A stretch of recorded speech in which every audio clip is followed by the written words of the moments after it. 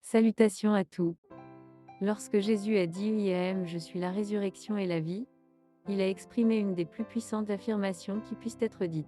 Lorsqu'il a dit IAM, il ne parlait pas du moi extérieur, mais il se référait à la puissante maître présence, la divinité intérieure, car il a répété plusieurs fois, de moi-même je ne peux rien, c'est le Père qui est en moi le IAM, je suis qui accomplit toutes les œuvres. En disant, IAM je suis la voie, la vie et la vérité, Jésus a affirmé l'activité de Dieu un et unique en lui. Jésus a dit aussi, IAM, je suis la lumière qui éclaire tout être venant au monde. Il a préfacé chacune de ces affirmations d'importance vitale par le verbe IAM, je suis.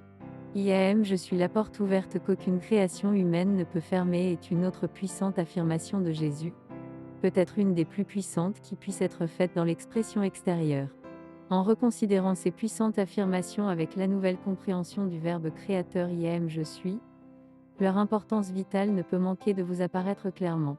Un des moyens les plus puissants pour libérer et mettre en action dans l'expérience extérieure pouvoir, l'amour, la sagesse et la vérité de la divinité intérieure est de considérer le IAM, je suis comme le moteur, absolument en tout ce que l'on désire être et manifester. Le pas le plus important vers votre libération est de considérer et d'accepter pleinement le IAM. Je suis comme la puissante présence de Dieu en action en vous. Remarquez que si vous pouvez vraiment le réaliser, dans l'expression de la vérité que IAM, je suis la porte ouverte que nul ne peut fermer, vous avez la clé qui vous permet de traverser le voile de la chair en portant dans un état de conscience supérieur toute substance disqualifiée que vous avez engendrée et accumulée par des concepts, des sentiments, des paroles ou des actes imparfaits. Dans l'état de perfection où votre conscience se trouve alors, vous pouvez transmuter, en haussant la vibration, toute substance disqualifiée. Il est impossible de surestimer l'importance d'accorder fréquemment l'attention à la considération de l'IAM.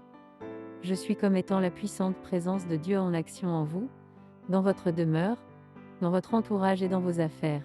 Chacune de vos respirations est Dieu en action en vous. Votre capacité d'exprimer des pensées et des sentiments est Dieu en action en vous, mais en raison de votre libre arbitre, c'est à vous seul qu'incombe la responsabilité de donner à l'énergie divine de la vie, par vos pensées et vos sentiments, la qualité désirée, et de déterminer comment l'énergie doit agir pour vous. Personne ne peut dire « Comment vais-je qualifier l'énergie ?» car tous vous connaissez la différence entre des concepts, des sentiments et des actes constructifs ou destructifs. Les étudiants qui viennent à l'instruction doivent constamment analyser les mobiles qui leur font poser des questions, pour étudier s'il n'y a pas un sentiment d'orgueil intellectuel, d'arrogance ou de stupide entêtement dans le mental extérieur ou dans le corps qui les incite ainsi à une argumentation. Si c'est le cas et que l'étudiant veut prouver que l'instruction est défectueuse plutôt que d'accepter avec confiance l'exposé de la vérité, l'influence et la radiation spirituelle qui sont offertes, alors la personne en question a inconsciemment fermé la porte, et pour le moment il ne lui est pas possible d'accepter le bien qui lui est offert. Je rappelle aux étudiants que, quelles que soient leurs opinions personnelles concernant ce qui est, ou n'est pas la vérité, pendant de nombreux siècles, la preuve a été faite de l'efficacité des instructions condensées que je vous donne. Celui qui écoutera, sans préjugés, et avec la conviction consciente que le IAM, je suis Dieu en action en lui le rend capable de recevoir, d'accepter et d'appliquer sans restriction l'instruction donnée avec une radiation appropriée, celui-là recevra la plus grande bénédiction et gagnera une compréhension qui assurera sa libération totale et absolue. À l'époque actuelle, certains étudiants sont capables, grâce à la radiation qu'ils reçoivent, de comprendre ces simples mais puissantes affirmations de la vérité qui leur feront gagner le bonheur et la libération. Pendant des siècles, on a répété à l'humanité, vous ne pouvez pas servir de maître. Pourquoi cela ? Parce que, en définitive, il n'y a qu'une intelligence, une puissance, une présence qui peut agir, et c'est la présence de Dieu en action en vous. Ce n'est que par le mauvais emploi de la puissante énergie de Dieu que l'humanité a donné une apparence d'existence à la vie du monde. Aussi, lorsque vous vous occupez constamment de cette vie extérieure et que vous donnez du pouvoir à toutes ces manifestations et apparences du monde, vous essayez de servir un faux maître, un usurpateur. Seule l'énergie divine vous permet de lever la main, et la vie divine qui circule dans le système nerveux de votre forme est Dieu en action dans votre corps et votre mental. Cher étudiant, afin de vous souvenir constamment de Dieu en action en vous, employez ce simple moyen, avant de vous mettre en route.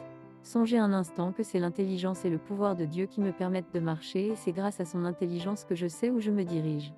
Cela vous fera comprendre que chacun de vos gestes est Dieu en action en vous.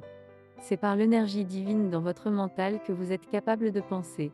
Ce fait étant bien établi, pourquoi ne pas adorer cette puissante présence de Dieu en action en vous, lui donner pleine confiance, avoir foi et espoir en elle, et l'accepter, au lieu de vous laisser abuser par les apparences du monde extérieur, qui n'est qu'une illusion de la réalité, produit par des concepts et des sentiments humains dans lesquels aucune place n'est donnée à l'unique puissante présence de Dieu en action.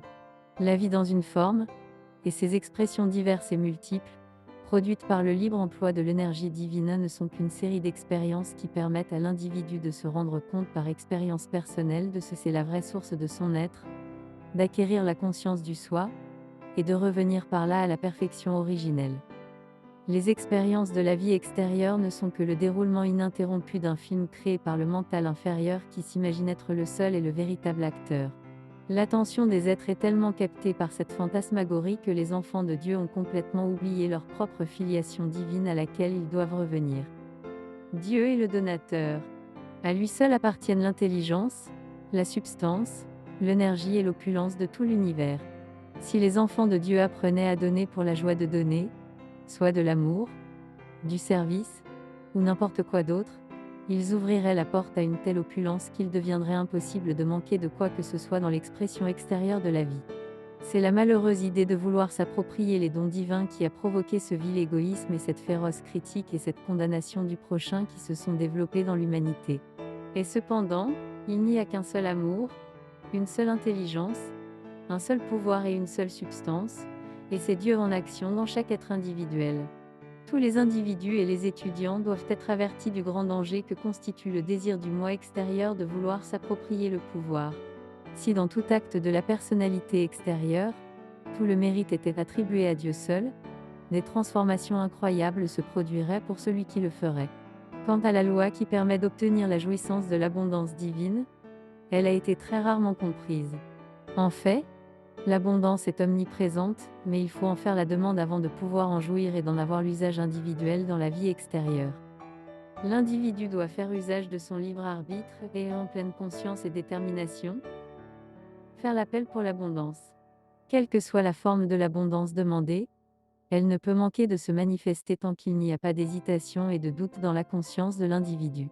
La simple affirmation « IAM, je suis l'opulence illimitée de Dieu », visible en mon usage maintenant et sans interruption, attirera à celui qui donne cette affirmation tout ce qu'il lui sera possible d'employer. Les limitations dont tant d'étudiants semblent faire l'expérience proviennent du doute et de la peur qui vibrent dans leurs sentiments. Ils commencent par déclarer la vérité, comme par exemple l'affirmation suivante « IAM, je suis l'opulence illimitée de Dieu », visible dans mon usage maintenant et à jamais, mais si après quelques heures ils analysaient consciencieusement leurs sentiments, ils constateraient qu'ils sont rongés par le doute et la peur et qu'au fond, ils n'ont pas foi dans leurs affirmations. Naturellement, ces vibrations neutralisent dans une grande mesure la force constructive qui amènerait l'accomplissement du désir ou de la demande. Dès qu'un étudiant devient pleinement conscient du fait que tout désir profond n'est autre que Dieu en action, mettant son énergie en mouvement en vue d'un accomplissement donné, et que cette activité divine est permanente, il réaliserait qu'un amour, un pouvoir et une intelligence illimitée sont à sa disposition pour l'accomplissement de n'importe quel but constructif. La compréhension de ce qui précède proscrit à jamais la notion d'échec de sa conscience et de son expérience, car il verrait clairement qu'il peut utiliser un pouvoir et une intelligence infaillibles. C'est ainsi que tout étudiant et tout individu peut prendre possession de toute sa souveraineté comme Dieu le désire. Le Père, qui est infiniment sage et tout amour, n'a jamais eu l'intention de priver ses enfants du moindre bien. C'est par leur attention fixée exclusivement sur le monde extérieur des apparences qui est semblable au sable mouvant du désert, qu'ils se sont consciemment ou inconsciemment privés dans un large degré de l'infinie opulence et intelligence divine.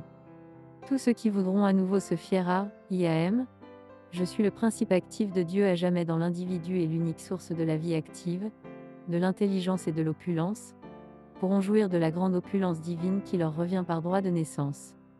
Dans la vie pratique, et dans tous les âges passés, ceux qui désirent atteindre un certain degré de réalisation spirituelle ont dû suivre certaines règles de conduite.